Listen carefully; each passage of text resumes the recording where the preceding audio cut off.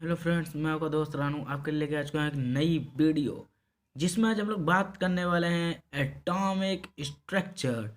ये बहुत ही interesting chapter है बिकॉज मज़ा तो आती ही है। जैसे हम लोग बॉडी में सेल पढ़ते हैं ना, ऐसे ही मटेरियल के बारे में भी पढ़ लो भैया। ये जो मटेरियल्स हैं उनकी सेल है because this is smallest particle. This is smallest particle. अच्छा फ्रेंड्स, एक बात बताओ, कभी आपने सोचा है कि जो हम लोग मकान बनवाते हैं, अपना जो हाउस बिल्ड करवाते हैं, ये किससे बनता है? तो आप सिंपली कहेंगे सर ये ईंटों से बनता है। एंड इसको ईंटों, देखो मेन ईंटें हैं, बट आप लोग कुछ लोग होंगे वो कहेंगे सर इसमें मसाला भी तो यूज होता है जिससे हम लोग ये जो ईंटें हैं उन्हें चिपकाते हैं एक दूसरे से। बट 1 मिनट, मेन तो ईंटें हैं ना, ईंटें ही तो बिल्ड जुड़ती हैं। अब आपने कभी सोचा है कि यदि हम ईंटों को तोड़ें तो क्या मिलेगा? बताइए फ्रेंड्स। देखो, अब ईंट ईंट अगर तोड़ते तो छोटा सा टुकड़ा बनेगा, एंड इसको भी अगर डिवाइड कर दें तो और छोटा, एंड इसको भी डिवाइड कर दें तो और छोटा, एंड इसको भी जब डिवाइड कर दें तो और छोटा, इसको भी। तो ऐसे आप लोग सोचेंगे सर इसका एंड तो होगा ही ना। भैया एंड होता है एटम पे। 1 मिनट, एटम पे भी नहीं, बिकॉज एटम भी डिविजुअल है। तो फ्रेंड्स, इसी के बारे में आज हम लोग बात करेंगे, बहुत ही इंटरेस्टिंग है। तो सबसे पहले ये एटम शब्द है, एटम, इसके बारे में बताया किसने? तो एक महर्षि कणाद, उनका नाम था। नाम क्या था? कणाद, महर्षि कणाद। ओके, कणाद उनका नाम, कणाद उनका नाम था। बहुत ही डिफिकल्ट नाम है। ये प्राचीन काल के भारतीय दार्शनिक थे। पहले तो हमें भारतीय मिले हैं। कणाद तो थे वो अपने भारतीय थे। इन्होंने इन्होंने क्या किया था? इन्होंने एक सोना लिया, सोने की ईंट जो होती है, उसको ही तोड़ते चले गए, तोड़ते चले गए। इन्हें एक छोटे छोटे टुकड़े मिले। इन्होंने उसी को क्या कह दिया? एटम नहीं कहा, बिकॉज एटम तो इंग्लिश शब्द है। एटम इन्होंने कहा ही नहीं, इन्होंने कहा परमाणु। क्या कहा? परमाणु। अब परमाणु क्या है भाई? What is atom?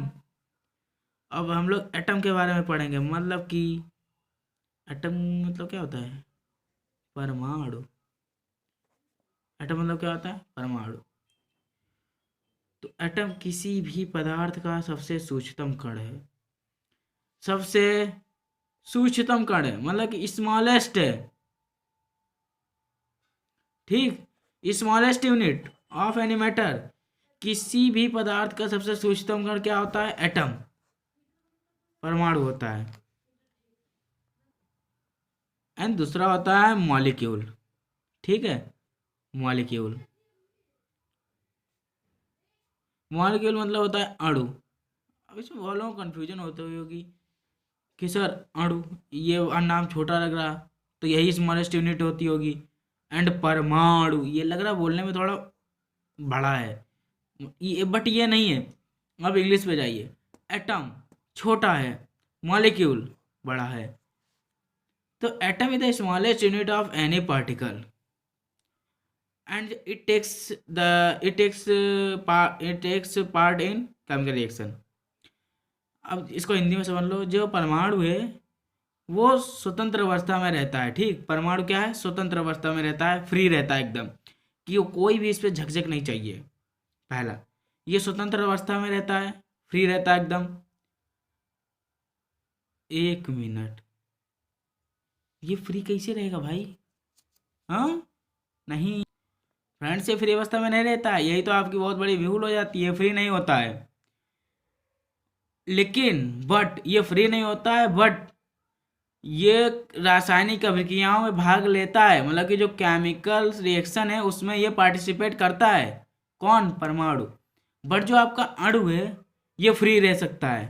ठीक, परमाणु तो फ्री रहता है, ये फ्री रहता है, बट ये फ्री नहीं रहता है, बट ये केमिकल रिएक्शन में पार्टिसिपेट करता है। एंड जो आपका मॉलिक्यूल है, मॉलिक्यूल केमिकल रिएक्शन में पार्टिसिपेट नहीं करता। क्यों? मैं देखो, आपको याद करने का एक ट्रिक बता दूं।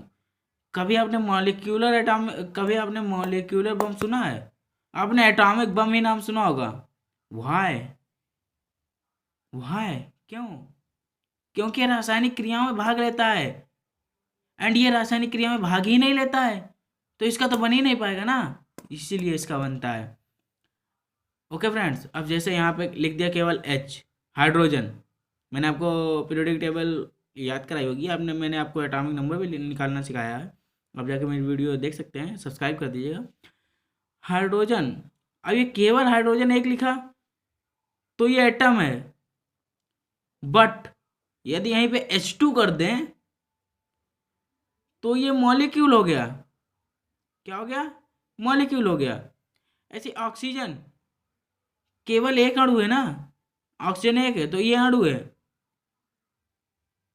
ऑक्सीजन का एक परमाणु है, एटम है। बट जब कहते हैं हम O2 तो ये मॉलिक्यूल बन गया। ओके फ्रेंड्स, तो ये मॉलिक्यूल बन गया। अब चलिए कुछ इसी पे थ्योरीज पढ़ते हैं। ओके फ्रेंड्स, पहले हम लोग बात करेंगे डाल्टन्स एटॉमिक थ्योरी। ये बहुत ही इंपॉर्टेंट है। डाल्टन्स एटॉमिक थ्योरी क्या थी? बिकॉज ये सबसे पहली थ्योरी है। ये कब दी गई? 1808 ईस्वी में। ओके 1808 1808 ईस्वी में दी गई। दोस्तों ये जो डाल्टन थे ये एक अंग्रेजी वैज्ञानिक थे, अंग्रेज वैज्ञानिक थे। ठीक है, अंग्रेज मतलब ब्रिटेन के होंगे, अंग्रेज, इंग्लिश द इंग्लिश। ठीक है, आप कहिएगा तो ग्रामर भी मैं पढ़ा दूंगा। डाल्टन्स एटॉमिक थ्योरी, देखो इनकी थ्योरी क्या थी। देखो ये जो जितनी भी थ्योरी है ना डाल्टन के एटॉमिक थ्योरी, एक्सपेरिमेंट एकदम नहीं इन्होंने किया। Only imagine. कितनी है साइंस इमेजिन की है, टोटल साइंस इमेजिन की है। आप इमेजिन करिए, यही सब कुछ है। तो डाल्टन ने कोई भी एक्सपेरिमेंट नहीं किया, ओनली इनका इमेजिन है। इनका कहना ये था, पहला इनका कहना ये था कि पदार्थ या तत्व अनेक सूक्ष्म कणों से बने हैं जिन्हें परमाणु कहते हैं। ठीक, देखो फ्रेंड्स ये तो सही है कि कोई भी पदार्थ हो गया या तत्व हो गया वो सूक्ष्म कणों से मिलके बना है, ये बात तो सही है। एंड ये भी इन्होंने कह दिया कि इन्हें क्या कहते हैं? इन्हें परमाणु कहते हैं। तो फ्रेंड्स ये बात तो एकदम करेक्ट है, इन्हें परमाणु ही कहते हैं। ये थ्योरीज हैं उनके। फर्स्ट इन्होंने ये फर्स्ट उनकी बात यही थी कि कोई भी तत्व या कोई पदार्थ है वो सबसे सूक्ष्म कणों से मिलकर बना है जिन्हें हम लोग परमाणु कहते हैं। ओके, एंड सेकंड है, परमाणु को ना तो नष्ट किया जा सकता है एंड ना ही क्रिएट किया जा सकता है, मतलब कि उन्हें बनाया जा सकता है।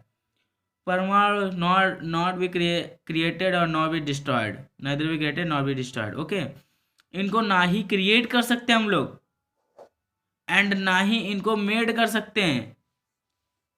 मेड भी नहीं कर सकते अकॉर्डिंग टू डाल्टन, मेड भी नहीं कर सकते हैं एंड डिस्ट्रॉय भी नहीं कर सकते हैं अकॉर्डिंग टू डाल्टन। बट ये रॉन्ग है ना, आप लोग थोड़ा दिमाग लगाइए। एटॉमिक बम का नाम सुना है? नागासाकी और हिरोशिमा पर गिराया गया था, फैटमैन और लिटिल मैन। फ्रेंड्स उसमें डिस्ट्रॉय होता है ना, एटम डिस्ट्रॉय होता है तभी तो विस्फोट होता है, तो उसमें अल्फा बीटा गामा रेज निकलती हैं। तो इनकी पहली बात तो गलत है कि उसको डिस्ट्रॉय नहीं कर सकते हैं। बट हाँ ये सही है, ये 100% सही है कि उसको मेड नहीं कर सकते, ये बात एकदम सही है। बिकॉज एटम को मेड करने के लिए पहले आपको इलेक्ट्रॉन बनाना होगा, फिर प्रोटॉन बनाना होगा, फिर न्यूट्रॉन बनाना होगा, एंड देन उसके अंदर भी हैं उन्हें भी बनाना होगा। ओके, जैसे सेल बनाने के लिए पहले क्या, सेल बनाने के लिए पहले ऊपर की कवर हो गई, सेल मेम्ब्रेन बनानी होगी, उसके बाद फिर जितने भी साइटोप्लाज्म है, कोशिका द्रव्य में दोनों आ जाते हैं, प्रोटोप्लाज्म न्यूक्लियोप्लाज्म दोनों साइटोप्लाज्म में आ जाते हैं, वो बनाने पड़ेंगे। ऐसे इसमें भी तो मेड करने के लिए पहले इलेक्ट्रॉन बनाओ, फिर प्रोटॉन बनाओ, फिर न्यूट्रॉन बनाओ, एंड उसके अंदर भी उन्हें बनाओ। तो ये तो पॉसिबल ही नहीं है, बट उसे डिस्ट्रॉय किया जा सकता है, ये बात उनकी गलत थी। एंड एक सही थी कि उसे बनाया नहीं जा सकता। एंड एक बात इन्होंने थर्ड की थी, वो भी गलत थी, कि परमाणु अविभाज्य है, मतलब कि इंडिविजुअल है, उसको डिवाइड नहीं होता। जैसे ये परमाणु है तो ये डिवाइड नहीं हो सकता, परमाणु को डिवाइड नहीं किया जा सकता। अब बताइए ये गलत है कि सही है, कमेंट करके बताइएगा, मैं आपको बता देता हूँ। देखो परमाणु अविभाज्य है तो गलत है, क्योंकि परमाणु यदि अविभाज्य है तो इसमें इलेक्ट्रॉन प्रोटॉन कैसे है, ठीक है, तो ये तो गलत है, विभाज्य भाई। एंड फोर्थ इनकी बात ये थी कि एक ही तत्व के परमाणु भार, आकार व अन्य गुणों में समान होते हैं, किंतु दूसरे तत्व के परमाणुओं से भिन्न होते हैं। अब इसको भैया समझ लो, जैसे कोई भी आपकी ग्लास है, तो ग्लास के जैसे परमाणु जिस परमाणु से बना होगा वो एक ही तरह के परमाणु होंगे। ये नहीं ये कितना बड़ा है, कितना बड़ा है, कितना बड़ा है, कितना बड़ा है, कितना बड़ा। अगर ऐसा होता कि सब एक ही प्रकार के परमाणु से बने हैं तो भाई ना कलर उनका डिफरेंट होता, ना टेस्ट उनका डिफरेंट होता, कुछ भी नहीं डिफरेंट होता।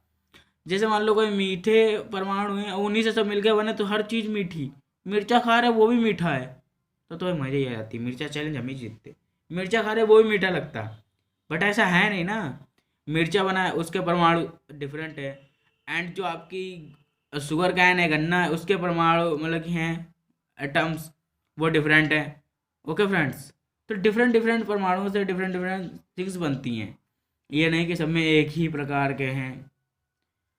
एंड आपको हम सेकंड चीज़ बता दें फ्रेंड्स, पढ़ते हैं हम लोग जे थॉमसन, जे जे थॉमसन, जे थॉमसन पहला इनका। बट ये याद रखना कि ये भी एक्सपेरिमेंट पे नहीं है, एक्सपेरिमेंट पे नहीं है, ओनली इमेजिन है। ये उन्होंने केवल इमेजिन करके अपनी जो एक पॉकेट डायरी होती है उसमें लिखते गए, बट इनका भी एक्सपेरिमेंट नहीं है जे थॉमसन। बट इनका पहला है जो इन्होंने कुछ तो सही बताया। ऐसा नहीं है डाल्टन का भी सही है, बट ये थोड़े नए हैं, मॉडर्न में आ जाते हैं, वो कुछ ज़्यादा ही ओल्ड थे। तो फ्रेंड्स इन्होंने कहा कि जो परमाणु है वो लाइक वाटरमेलन, एक तरबूज की तरह है।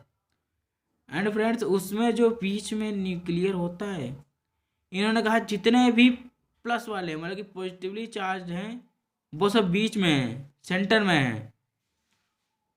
एंड जो नेगेटिव हैं वो जैसे आपने वाटरमेलन में सीड्स देखे हैं, तरबूज के बीज है, उसकी तरह धसे हुए हैं निगेटिव वाले चार्ज।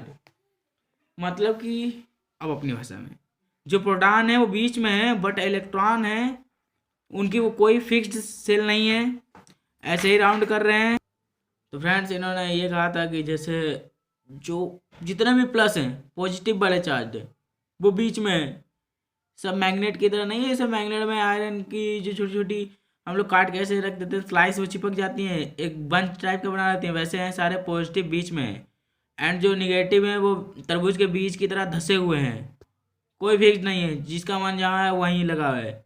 बट ऐसा नहीं है ना, उनकी एक फिक्स्ड सेल होती है, मॉडर्न तो बता रहे हैं, उनकी एक फिक्स्ड सेल होती है, उसमें इलेक्ट्रॉन जैसे 2 8 हमने बताया था आपको, 18 एंड 32। एंड फ्रेंड्स इनने एक बहुत ही अच्छी चीज़ बताई थी, जो डायमीटर है, डायमीटर जो एटम का इन्होंने डायमीटर बताया था,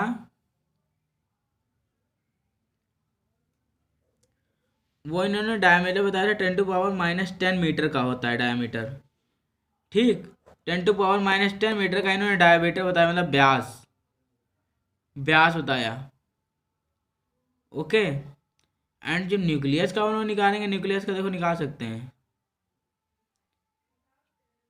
इसकी वो त्रिज्या कितनी हो जाएगी, आधी होती है ना, तो कितनी हो जाएगी, देखो त्रिज्या जो होती है मतलब कि जो अब देखो न्यूक्लियर की जो रेडियस होती है, नाविक की न्यूक्लियर की रेडियस कितनी होती है, 10⁻⁻15 मीटर होती है। कितनी होती है, 10⁻⁻15 मीटर। किसकी है, ये न्यूक्लियस की बता रहा हूँ मैं, न्यूक्लियस की बता रहा हूँ, ठीक। एंड जो ये वाली है ये डायमीटर है, इन्होंने ये उनका भैया है अपने जे थॉमसन बाबू का, उन्होंने कहा था कि डायमीटर ऑफ एटम उन्होंने कितना बताया, 10⁻⁻10 मीटर। एंड इन्होंने एक बहुत ही अच्छी चीज़ की थी, इलेक्ट्रॉन की डिस्कवरी। इलेक्ट्रॉन की डिस्कवरी की थी कब, ये कैथोड रे में अपना कुछ ऑब्जर्वेशन कर रहे थे, उसी का फलस्वरूप इन्हें इलेक्ट्रॉन मिल गया, इन्होंने तुरंत ही नाम दे दिया अपना। ठीक है। एंड इसके बाद आते हैं बहुत ही धमाकेदार मॉडल, जिसका नाम है रदरफोर्ड मॉडल। क्या है? Rutherford model.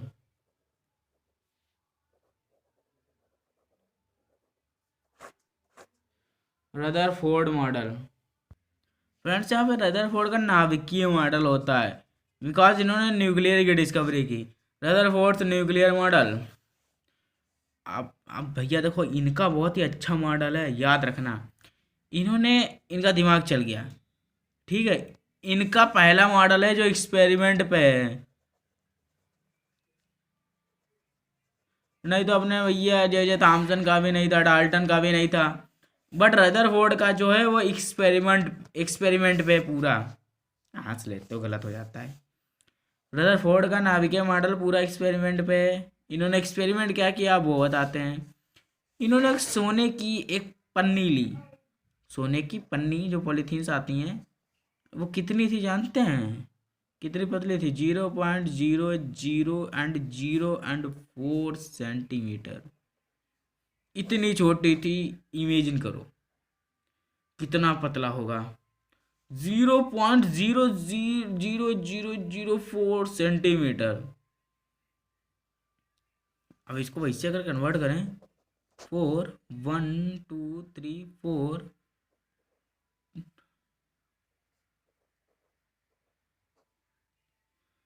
मतलब कि 4 सेंटीमीटर के 10,000 टुकड़े करो। 4 सेंटीमीटर के 10,000 जब टुकड़े करोगे, उसका जो एक टुकड़ा होगा जितना पतला, उतनी पतली इन्होंने एक पन्नी ली। ठीक है। एंड उस पर इन्होंने किया क्या, उसको ऐसे रख दिया। एंड उस पर इन्होंने अल्फा अल्फा रेज होती हैं, अल्फा पार्टिकल्स की बमबारी करा दी। अल्फा पार्टिकल्स की बमबारी करा दी।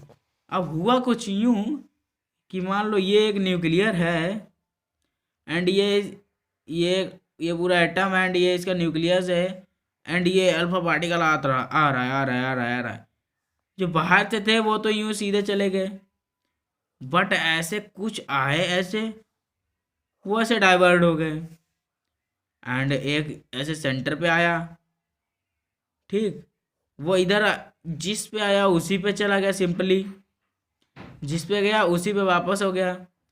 बट एक था वो उसके साइड से गया, वो ऐसे डिफ्लेक्ट हो गया। ऐसे कुछ साइड से गया, ऐसे वो भी। एंड कुछ तो ऐसे वो सीधे निकल गए उसके अंदर से। अब भैया जी के दिमाग में एक आइडिया आया। इनका दिमाग तुरंत चल गया।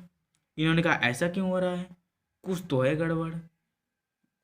और जो ये होते हैं ना alpha particle, alpha particle positively charge होते हैं, याद रखना।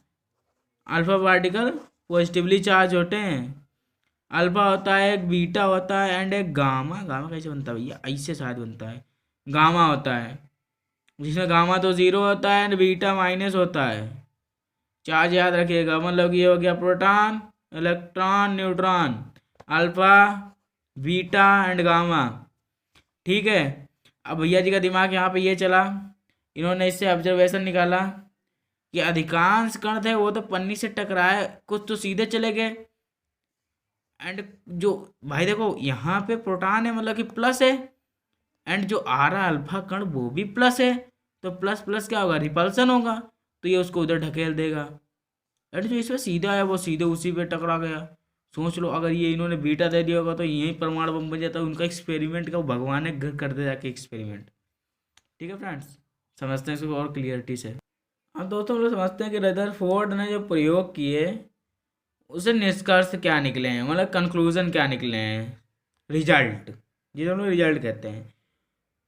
तो पहले तो एक परमाणु बना लो अपना, एंड उसमें न्यूक्लियर बना लो। ठीक है। ये एटम है एंड ये उसका न्यूक्लियस है। अरे भैया एन बन जाया करो। तो इन्होंने कहा कि जो परमाणु का नाभिक है ऋणावेशित इलेक्ट्रॉनों से घिरा हुआ है, मतलब कि ऋणावेशित इलेक्ट्रॉनों से घिरा हुआ है उसका जो न्यूक्लियस है। ठीक। ऋणावेशित इलेक्ट्रॉनों से घिरा हुआ है। पहला इन्होंने यही निष्कर्ष निकाला कि जो परमाणु है ना परमाणु है, परमाणु का जो नाभिक है वो इलेक्ट्रॉनों से चारों तरफ से घिरा हुआ है, पहला रिजल्ट। एंड उनका सेकंड रिजल्ट ये था कि अल्फा कण, वैसे बहुत से अल्फा कण ऐसे थे जो पन्नी के सीधे आर पार चले गए थे, ठीक, क्योंकि परमाणु का अधिकांश भाग तो खोखला है, ठीक, अधिकांश भाग तो खोखला है, क्योंकि जो मेन वेट होता है वो इसका है, न्यूक्लियस का ही होता है, एंड जो बाहर होता है वो खोखला होता है। इन्होंने यही निष्कर्ष निकाला कि जो अधिकांश भाग खोखला है, इसलिए कुछ जो थे वो सीधे चले गए, एंड कुछ जो अल्फा कण थे, जो पार्टिकल्स, जब वो न्यूक्लियस के पास गए तो वो डाइवर्ट हो गए। ऐसा क्यों हुआ? ऐसा इसलिए हुआ क्योंकि जो न्यूक्लियर है वो भी पॉजिटिवली चार्ज है, एंड अल्फा जो पार्टिकल है वो भी पॉजिटिवली चार्ज है। एंड जो जो कण थे जो सीधे टकराए थे वो उसी, जिस रास्ते से वो गए थे उसी रास्ते में वापस आ गए। ऐसा इसलिए हुआ क्योंकि फ्रेंड्स, द्रव्यमान के कारण, इसके मास के कारण ऐसा हुआ, ठीक। एंड इसमें भी एक गलती हो गई, ये कह दिया कि, एंड उन्होंने इसमें यह भी कहा था कि ये घूम रहे हैं, ठीक। और एक बात और है फ्रेंड्स, याद रखना कि जितने भी पॉजिटिव हैं, इन्होंने भी वही जे थॉमसन वाला कह दिया कि जितने भी पॉजिटिवली चार्ज हैं वो बीच में ही हैं, केंद्रित हैं। लेकिन भैया ये तो रदरफोर्ड की बात सही है ना, ये तो अभी भी सही है। तो तुरंत यहाँ पे नील्स बोर कूद के आए। अब भैया सबको अपना अपना चाहिए, नील्स बोर आए तुरंत ही कहे इधर तो घूमो, ये बताओ हमको, जब इलेक्ट्रॉन्स बाहर हैं, ये रिवॉल्व कर रहे हैं, ये ऐसे रिवॉल्व कर रहे हैं, ये हमारे न्यूक्लियस है, ऐसे रिवॉल्व कर रहे हैं, इनकी एनर्जी लूज होती जाएगी, बट ये तो निगेटिव है एंड यहाँ पॉजिटिव बैठा है, तो ये तो अट्रैक्शन होगा, होती जाएगी एंड एक समय ऐसा होगा ये इसी में गिर जाएगा, तो यहाँ तो तहलका मच जाएगा, वैसे परमाणु बम अपने आप पे से फटेगा। तो ऐसा होता क्यों नहीं है? अब भैया जी यहीं पे फंस गए, इसको कहते हैं drawback of the Rutherford model. यहीं पे ये फंस गए कि ऐसा क्यों होता है भाई, ये तो हमको भी नहीं समझ में आया। बस यहीं पे नील्स और भैया कूद के आ गए, इन्होंने तुरंत 2n² दे दिया कि जो जितने भी इलेक्ट्रॉन्स हैं वो एक फिक्स्ड वे पे ही, फिक्स्ड उनकी एक पाथ है, उसी पे चक्कर लगा रहे हैं फ्रेंड्स। Thank you friends. दो आपके, उम्मीद करता हूँ 2 मॉडल क्लियर हो गए होंगे, नील्स बोर एंड एक ब्रॉगली मॉडल। ये मैं आपको अगले वीडियो में क्लियर कर दूंगा। एक बार फिर रिवीजन आपका कर देता हूँ फ्रेंड्स। जो एटॉमिक स्ट्रक्चर है, ये उम्मीद करता हूँ आपको मॉलिक्यूल्स एंड एटम समझ में आ गए होंगे, एंड डाल्टन्स भैया समझ में आ गए, डाल्टन्स एटॉमिक थ्योरी क्या थी, एंड जे थॉमसन समझ में आ गए। जे थॉमसन भैया क्या कह रहे थे? ये कह रहे थे कि तरबूज के बीज की तरह है, जिसमें बीच में सारा पॉजिटिव है एंड चारों तरफ निगेटिव, उसमें निगेटिव धसा हुआ है तरबूज के बीज की तरह। एंड राइटर, ये याद रखना इनका भी एक्सपेरिमेंट पे नहीं है, एंड डाल्टन भैया का भी एक्सपेरिमेंट पे नहीं है। ओके फ्रेंड्स, तो चैनल सब्सक्राइब कर दीजिएगा एंड लाइक कर दीजिएगा, एंड गुड बाय। अगले मिलते हैं वीडियो में, तब तक के लिए जय हिंद।